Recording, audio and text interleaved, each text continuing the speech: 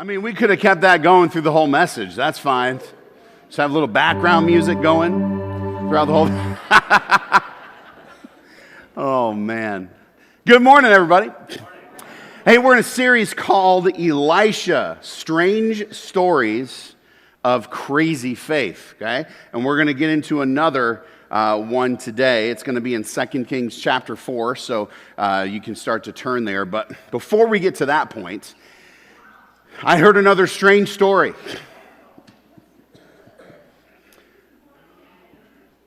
Apparently, we have a shoe problem in this church, okay? Right? A couple weeks back, we had the story of someone, shall remain nameless, we'll call her Susan, who was wearing two different kinds of shoes the one Sunday. And then the next Sunday, we had a brave confession of another one of our congregation members who said, I did too, right? And then after that, I heard about this. This is somebody else who shall remain nameless, okay? I won't name her. I'll just say that she's my mother-in-law. Okay?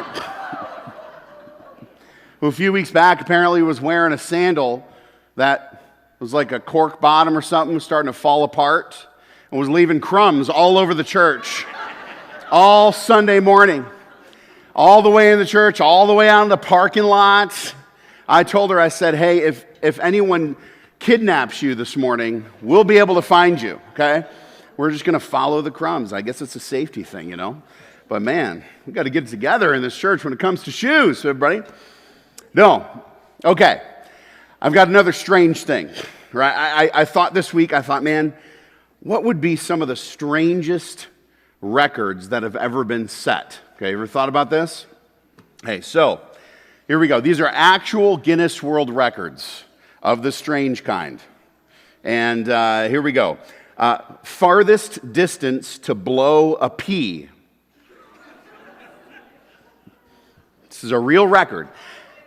It's real. Now, some of you are thinking when I hear this, I'm going to try to break it this afternoon, okay? Maybe you could. David Rush, he successfully blew a pea 84 feet 11 inches, okay? Using one single breath broken into shorter bursts. Okay, so now not only do you have the record, but you have the strategy. Go forth and give it your best effort, okay? How about this? Farthest distance walking barefoot on Lego bricks. For me, it's about half a foot. Sonny Molina walked 195 feet and 10.39 inches on Lego bricks in Woodstock, Illinois in May 2021. These are real records. Longest time spent inside a snow globe. That's what we're doing with our time, folks. Yoshikazu Yamaguchi spent over 30 minutes and 45 seconds inside a snow globe. I'm surprised that the record's not longer than that. But anyway, in 2018, here's another one. Most candy canes in a beard.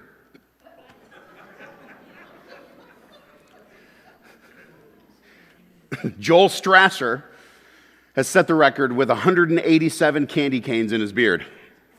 Okay? I'm not sure if those are full size, I think they're full size. Okay?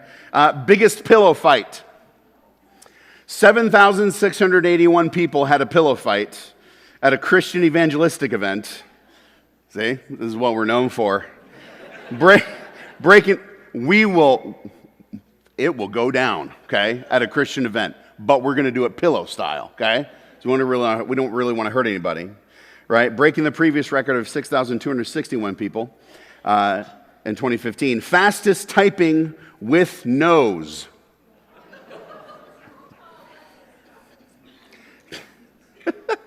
A guy named Vinod Kumar Shadari typed 103 characters in 46.3 seconds with his nose. Now, I don't know if it spelled anything, but, there's that. How about this? Stretchiest skin. Gary Turner, he stretched his stomach skin 6.25 inches away from his body. That's not good. All right. Last strange record. Ready? Longest beard chain. This is when guys apparently grow their beards long and then link them together. I don't know why. I told you.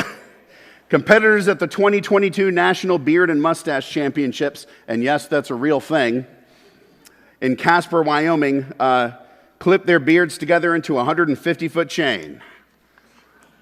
Ladies and gentlemen, the human race, right here. See if you can break the record for blowing a pee. I don't know. Strange stuff. Okay, we're going to get into another strange story today in 2 Kings chapter 4. But as we begin, I've got a question for you to ponder. Here's the question, okay? What do you want the most? You think about this.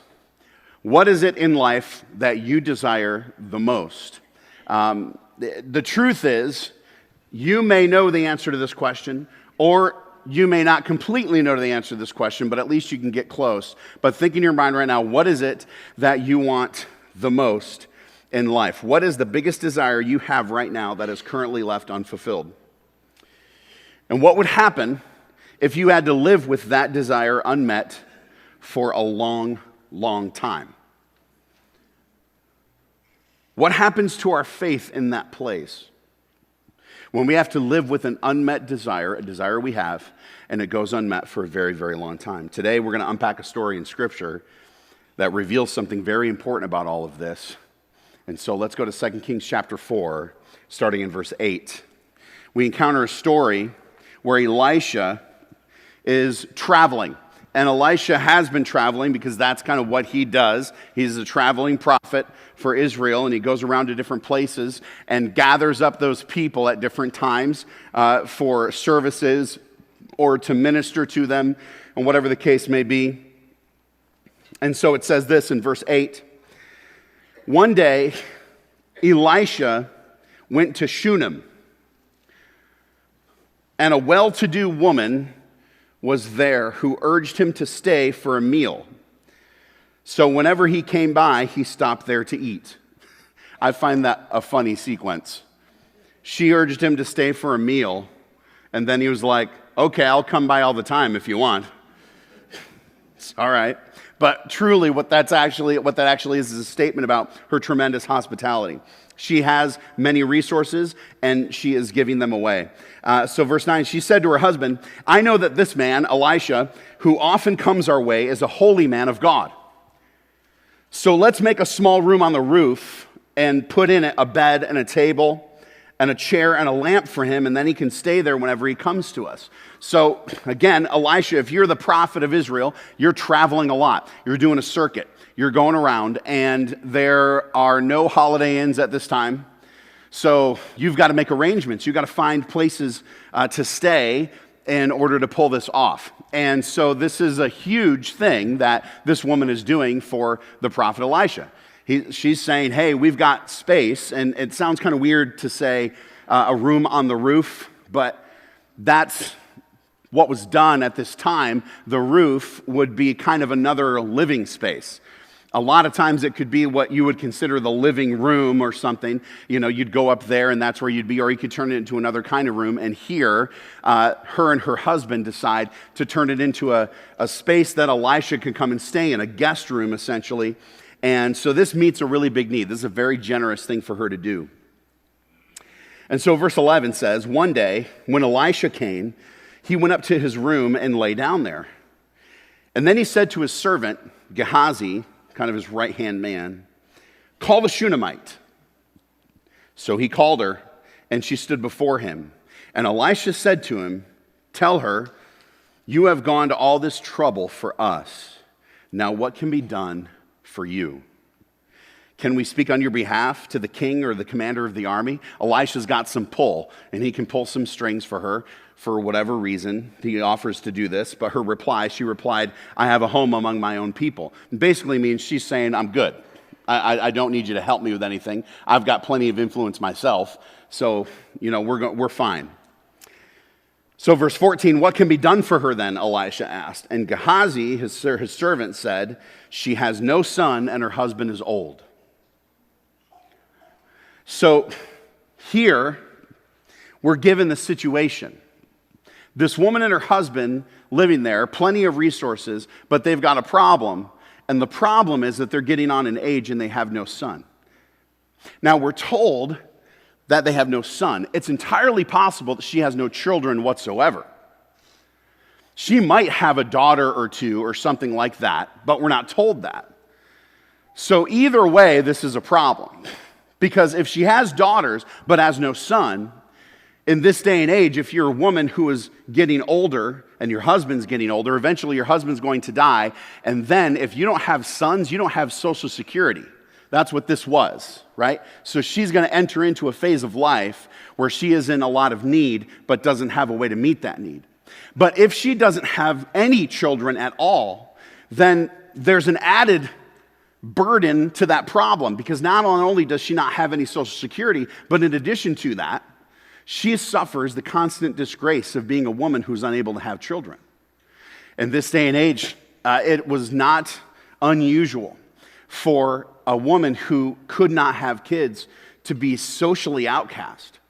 They would assume, hey, there's something wrong with you, or if there isn't something physically wrong with you, then clearly you have angered God in some way, because look at all these other women who can have kids, but you can't. So there's disgrace and there's real danger, and this is where she's living in. And so, therefore, verse 15, Elisha said, call her. So he called her, and she stood in the doorway. And then Elisha says this, about this time next year, you will hold a son in your arms. Now, I want you to think for a moment, if you are the Shunammite woman, what your reaction would be to hearing these words from the prophet Elisha. Something along the lines of, yay, woohoo, this is amazing, great news. But she says this, no, my Lord, she objected. Please, man of God, don't mislead your servant. It's a very, very interesting response. And we're going to talk a little more about her response in a moment. But first, we need to get started with your notes. So you got the notes. Look at number 1. Our most urgent need is to trust God more. Our most urgent need is to trust God more. You might think to yourself right now, oh, well, Pastor Steve, I've got plenty of urgent needs. I've got a bill that needs to be paid, and I'm not sure how that's going to get done. Maybe it's a medical bill. Maybe there's a medical issue going on, and you don't know what the answer is. You need treatment or relief from pain. That's an urgent need. Maybe there's something relationally happening in your family or with a friend, and you're thinking, I need that to get solved. You've got a problem in your business, and you're thinking, that is the most urgent need that I have right now. And I understand that those things present themselves as urgent needs, but what I'm saying to you is this morning that there is no more urgent need that you or I have than to learn to trust God more today than we did yesterday. That is the most urgent need that we have. And here's why. Look at number 1 there. A heart that trusts God can, okay, and then I'm just going to list these off, right? You ready? A heart that trusts God can, number 1, be freed from crushing guilt. Be freed from crushing guilt. Why? Because we can trust in God's forgiveness, right? We get forgiven, right? We're going to recognize that tonight at communion. But there's a very difference between knowing that I've been forgiven by God and trusting that I've been forgiven by God, right? I can be told that information, but I can also go out there and live with guilt all hanging on my neck and weighing me down because I don't really believe that I've been forgiven by God, right? I've encountered many people like that. So a trusting heart, a heart that trusts God, can be freed from crushing guilt. It can also, number 2, be released from the corrosive power of fear. You think about how often you and I get blasted by fear because of one reason or another. But Scripture says that those who trust God do not fear bad news. Can you imagine if that were actually true of you and I? Can you imagine that? Ever gotten the phone call or the text or something like that where you're thinking, oh man, I wonder what's coming down the pike, and then you spend the next day worrying about what kind of bad news it's going to be, right? Just imagine if that were true of us, right? We're trusting God more. We can be people who don't fear bad news. That's a powerful truth. So a heart that trusts God can also, look at number 3, be delivered from the warehouse of worry.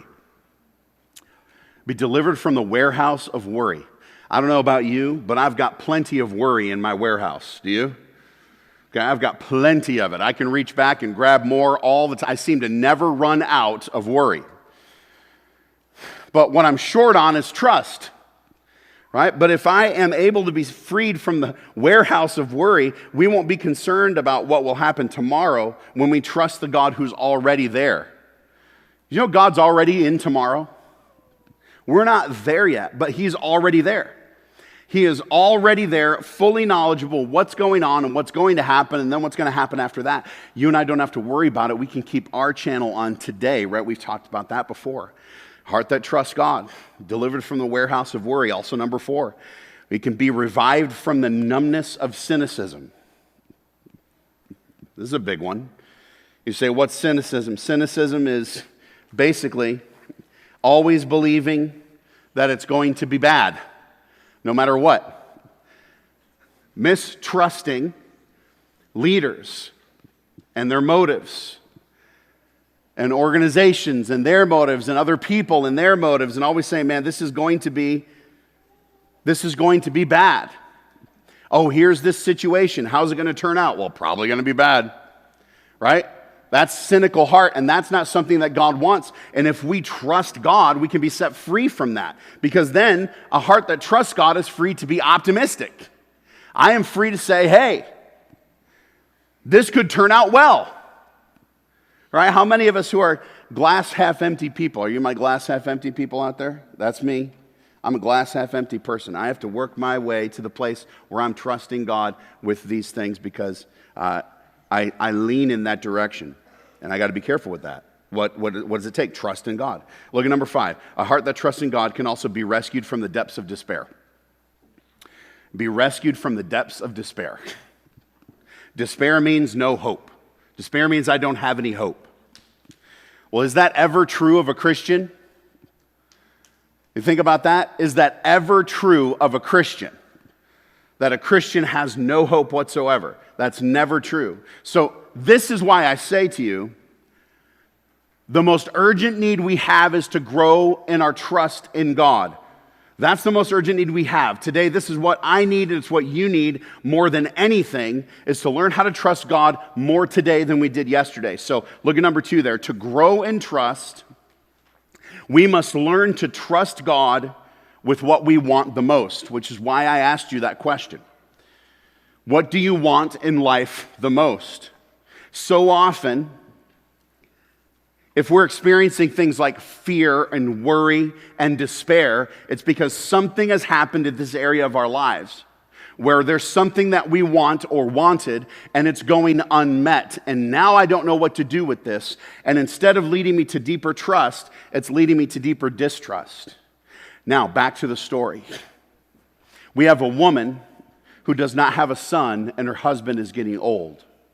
Could be childless. Is this a bad situation or a good situation?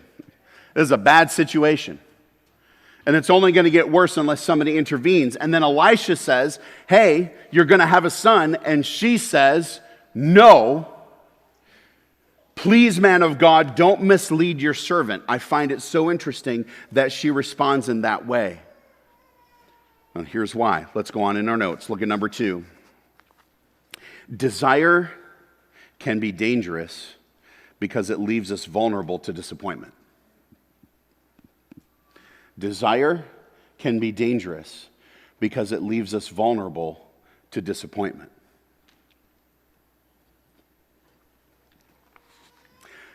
The Shunammite woman responds the way that she does because she's been bitterly disappointed. Do you see this in her response? She says, don't even go there. That's what she says. As opposed to welcoming this tremendous gift with open arms, she can't even go there. Because in that statement, you can see her whole history with this. And you can see that at some point in time, she clearly hoped for and believed that she would have a son to carry on the family name, to take care of her at her older age. All of those things were true. But then slowly but surely, as the years entered and the years went by, she began to realize maybe this isn't going to happen. And the deeper the desire that we have, the deeper that pain can be. And she has completely shut it down. Do you see this? To the extent that when Elisha says, hey, you're going to have a son, she can't even open her heart to it. She says, no. Do not mislead your servant. See, she's assuming that it's not going to work out. Why is she there? Because it hasn't worked out over and over and over and over again. And when you and I have a desire that has gone unmet for a long time, this is a very vulnerable place. Desire can be dangerous because it leaves us vulnerable to disappointment, and that's exactly what's happened to her. Now, here we go. Look at number 1 there. Disappointment isn't static. And here's what I mean by that. It doesn't just stay disappointment. If we are going through life and we've got a desire that has gone unmet for a long time and we're disappointed by that, right? Are you disappointed when you don't get something you're hoping for? Of course you are, right? It can be as simple as a kid on Christmas morning, right? Hoping for the Red Ryder BB gun. You shoot your eye out. But if he didn't get that Red Ryder BB gun, he was going to be disappointed, right? Disappointment is something that we have to pay attention to because it's not static. It doesn't just stay disappointment. If we don't do something with it, then here's what happens. I just put it in your notes right there. Disappointment becomes disillusionment, which becomes despair. Disappointment is when reality doesn't meet my expectation. That's when I'm disappointed. When reality doesn't meet my expectation. My expectation was higher than what reality is. And clearly this is what's happened to the Shunammite woman over a long period of time. Her expectation was that she'd have a son and that she'd have somebody to carry on the family name. And then the reality is that that hasn't happened. That's disappointment. Disappointment happens when reality doesn't meet our expectation. Disillusionment happens when we begin to, because of that disappointment, we begin to lose a belief that we once had about God or about reality. So now it's not just that my expectation has been let down by my reality. Now, because that has happened and it's been there for so long, now I'm disillusioned, which means that I'm letting go of a belief that I once had. Like God truly cares about me. Like that. Well, I've been disappointed for so long, so now I'm starting to lose my grip on that belief, right? That's disillusionment, where I start to lose my beliefs because of the disappointment that I had. And then there's despair, where that all ends is, I have no hope that I will ever experience the joy or satisfaction that I was hoping from my initial desire anywhere in life. You see how you can get to that place? Disappointment doesn't just stay the same. It's not static. It leads to disillusionment, which then leads to despair. And here's what happens. Look at number 2. When our desires go unmet, we either deny them, or we dwell in them. When our desires go unmet, we either deny them or we dwell in them. Now, let me illustrate this for you because I want you to think in your mind about a time where you have gone for a long time without the fulfillment of a desire that you were hoping for, and which of these two things you tended toward, because this is what we tend to do. When a desire goes unmet, one option that we have is we deny it. We just pretend like that desire doesn't exist. I ignore it. I don't think about it. I do everything I can to live by distraction, to distract myself away from the fact that I had this desire that is no longer being met. I was hoping for a relationship by now. I was hoping to be married by now. I was hoping to have kids by now. I was hoping my kids would get saved by now. I'm hoping that a retirement account would be at a certain level by now. Whatever the desire may be, it's gone unmet for a long period of time. Now I'm just kind of ignoring it, pretending it's not there because I can't deal with the pain of hoping for it anymore. Do you see that? Okay, then here's the other thing. We can deny it or we dwell in it. So now it's the only thing I think about. It's the only thing I talk about. I feel the pain of it constantly, or I force it to happen in my life, right? This is somebody who has longed to be in a marriage relationship for a long time, waiting for the person that God has for them, who also believes the same things that they do, but is now starting to get involved with people who don't believe the same things they do, because they're saying, man, if God's not going to provide, I'm just going to provide for myself, right? Dwelling in it. When desires go unmet, we deny them, or we dwell in them. Now, here's my question for you. Which one do you believe the woman is doing? She's denying it. You see that? No, my Lord, do not mislead your servant. I can't do this. Do not open that up. I have closed that off for a long period of time, right? She's firmly denying it. She has quieted it. She has, over time, by carefully ignoring it and distracting herself with other satisfactions, she's put that desire to sleep. And she's afraid of waking it up. Like a napping baby in the other room, right? Those of you who have had babies, napping babies in the other room, you do anything you can to avoid this, right?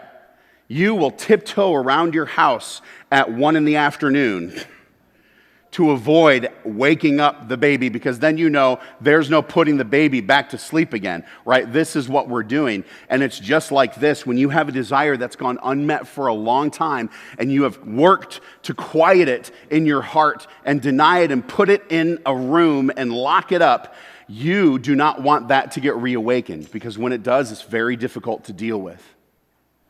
And that's the place that our woman is in. Number 3, both denying and dwelling are strategies for keeping God out of the most vulnerable spaces of our heart. Okay? Both denying and dwelling are strategies for keeping God out of the most vulnerable places of our heart. Think about it. If I have an unmet desire and I'm denying, I'm saying, nope, I don't really want that. I'm putting it away in a room. I'm not dealing with that anymore. That is my strategy for dealing with that, right? That strategy doesn't involve trusting God with my desire. That strategy involves me dealing with it my own way. I'm going to protect myself from heartbreak by shoving it in this corner and pretending like it doesn't exist. Or dwelling in it. I'm going to live in it, force it to happen. It's the only thing I talk about all the time. That's also not trusting God with what I desire most, because I'm just taking matters into my own hands. Both of these strategies are ways of keeping God out of the most vulnerable spaces of our heart. But here's the thing, look at number 4. God wants our heart in his hands. God wants our whole heart in his hands. And that means that we have to learn how to trust him more deeply with the things that we want the most. Because if not, we end up like this woman who can't even entertain the idea that her deepest desire will be met because she's spent so long being bitterly disappointed. So let's keep reading.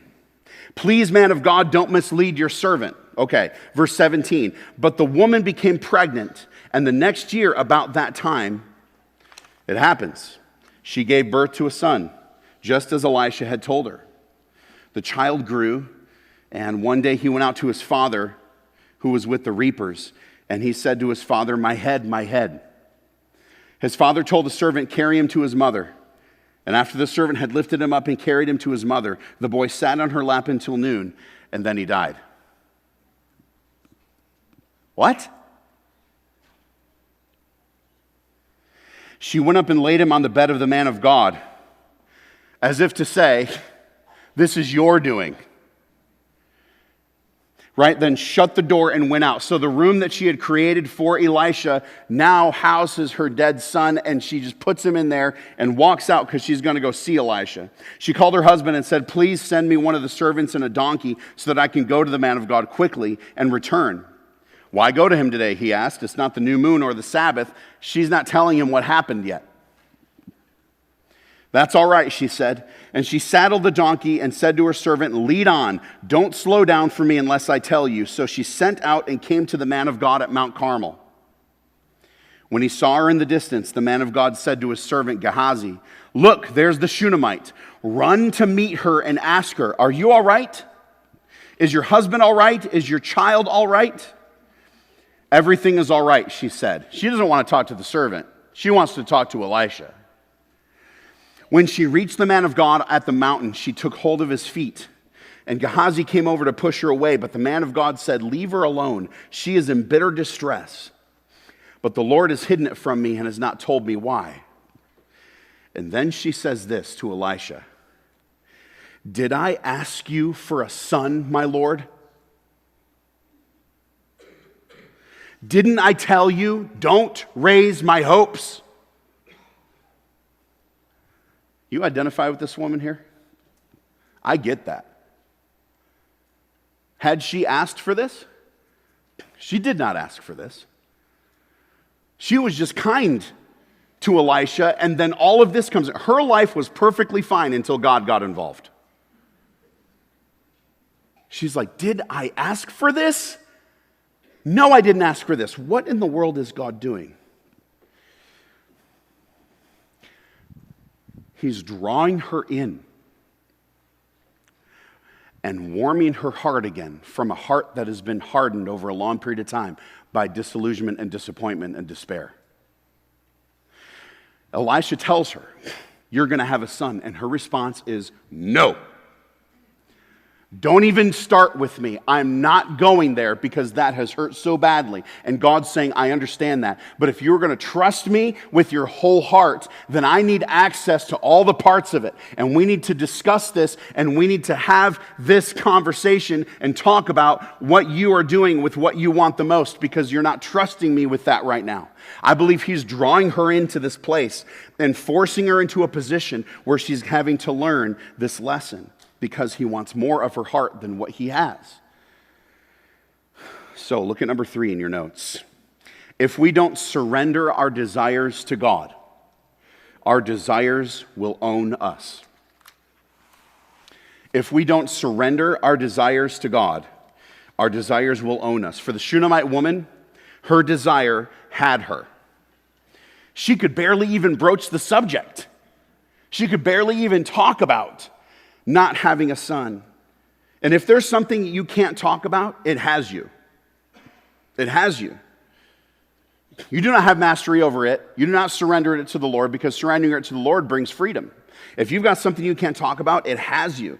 And deny it though she try, God saw right through it, and now the worst has happened. Her life was fine, and then she got this son, and then she loses him. And now she is once again in this place where her heart is wide open and vulnerable. And that is the only place where we can learn how to trust God with the deepest desires that we have. C.S. Lewis nailed it on the head when he said this. I've got it up on the screen for you. To love at all is to be vulnerable. Love anything, and your heart will be wrung and possibly broken. And if you want to make sure of keeping it intact, you must give it to no one, not even an animal, or to want anything, right? Wrap it carefully around with hobbies and little luxuries. Avoid all entanglements. Lock it up safe in the casket or coffin of your selfishness. But in that casket, safe, dark, motionless, airless, it will change. It will not be broken.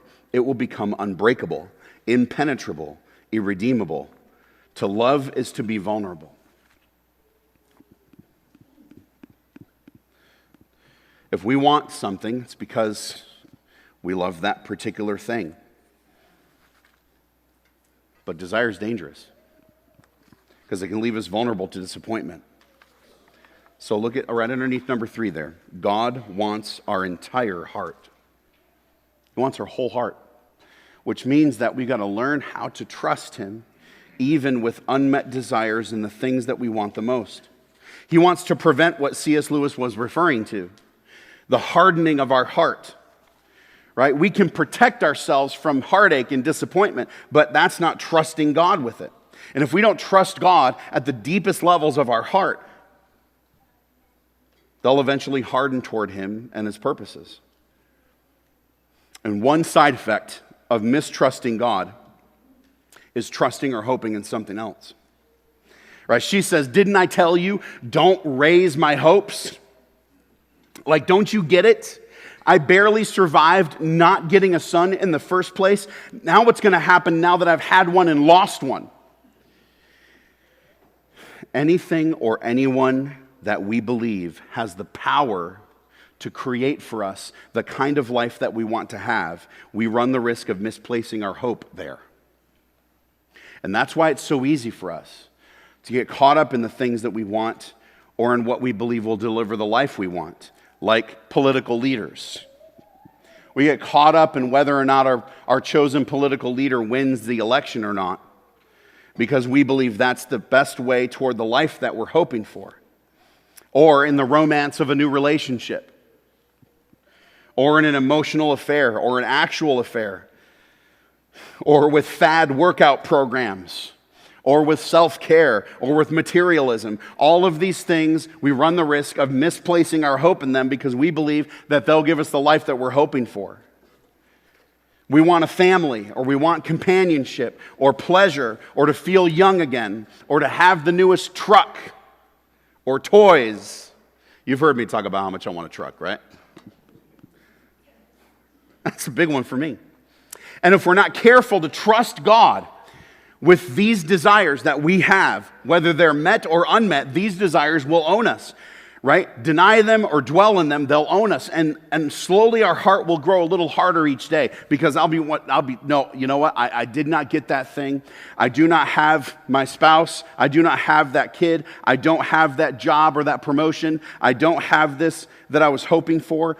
And so now I have to survive. And so I'm going to do that by just pretending that it doesn't exist, that I never really wanted it, or I'm just going to make my whole life about it. Either way, it has us. And God doesn't have us. So, look at number 4. We cannot create the kind of life we want. We can only surrender to the kind of life God will give. We cannot create the kind of life we want. I know we're told about this all the time in America. You just try hard enough that you can accomplish anything. You can make any amount of money. You can buy any house that you want. You do all that kind of stuff. But here is the truth. We cannot create the kind of life we want. We can only surrender to the kind of life that God will give. I'm going to finish the story here.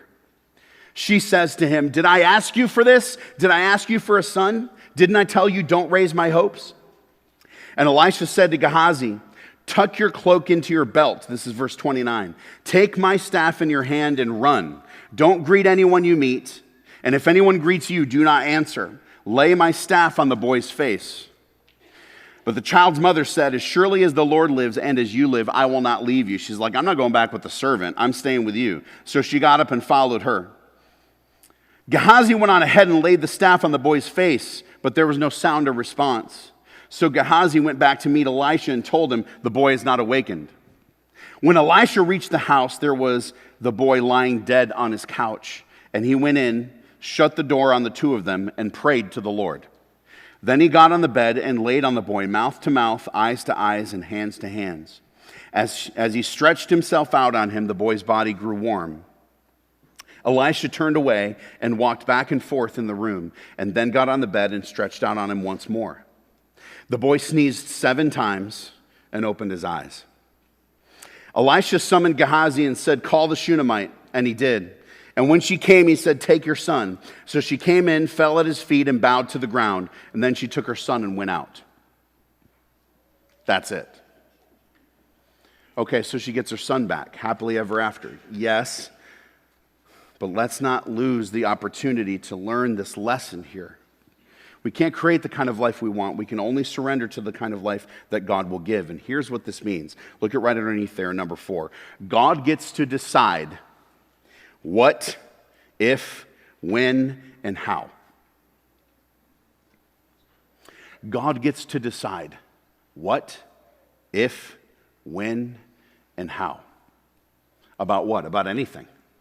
about any desire that we have, any request we have of him, anything that we want in life, God gets to decide what, if, when, and how.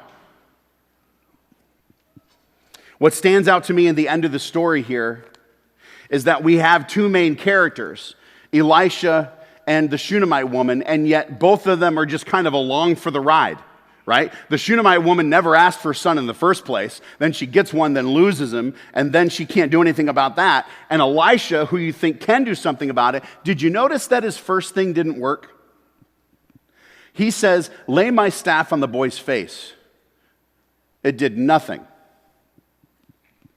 Only until Elisha does something key do things begin to work. He prays to the Lord, and then he stretches out on him, and then he's got to stretch out on him again. So it's not like Elisha has this grand power that he can just wield at any moment. Who is the one who is directing all of the action here? It's God. God is the one who's doing this. He's the one that's brought the son into her life, and he's the one who took him away, and now he's bringing him again, and now he's doing all of these things, and it's like, man, it feels like a roller coaster ride for her. Yes, because he's breaking her out of this careful, hardened protection that she's been in for a long time. And so we can learn, and we got to trust God with the things that we want the most. He gets to decide what, if, when, and how. So you might be thinking, well, how can I do that? Number 5, the only way that we can learn to trust God with our desires is to learn to desire him the most. Okay, we're done with 2 Kings. Now go to Psalm 37 with me as we close.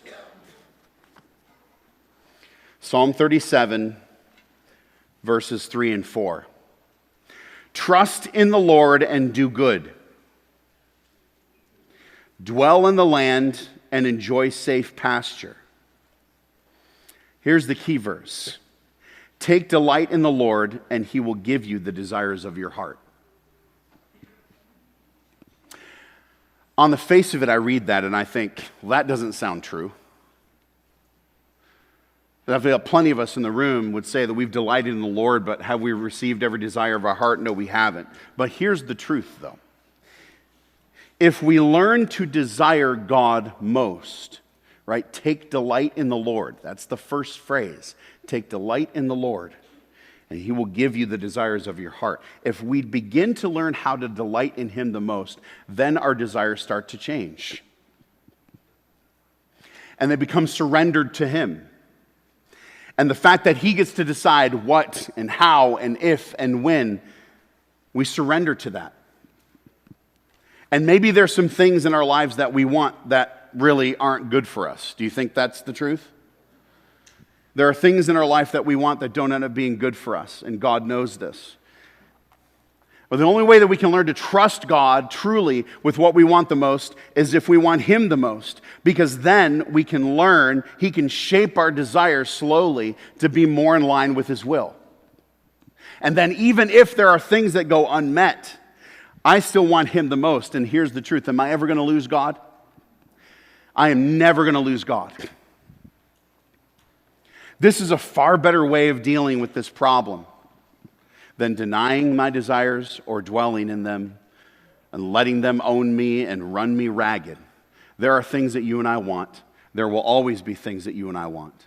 But at the end of the day, what we need to do is take Psalm 37 to heart and begin to learn how to love him and desire him more. So it's like, okay, how can I teach my heart how to delight in God and desire him most? Well, just ask yourself this. If I were a person who wanted God more than I wanted anything else, what would I do? If I were someone who wanted God more than I wanted anything else in my life, what are the things I would do? And brainstorm that and then do one of them. Just start doing them. If I were a person that wanted God more than anything else, I would pray every single day, would I? I would read the scriptures every single day. I would memorize them. I would obey them. I would do all of those things if I were somebody that wanted God more than anything else. So here's my suggestion to you. Ask yourself that question this week. If I were somebody who desired God more than anything else, what would I do? And start doing it. Because this is the beginning of the path of learning how to trust him with everything that we want, by shaping our hearts and reordering them so that we want him more than we want anything else. Delight in the Lord, and he will give you the desires of your heart. He can be trusted. He truly can be.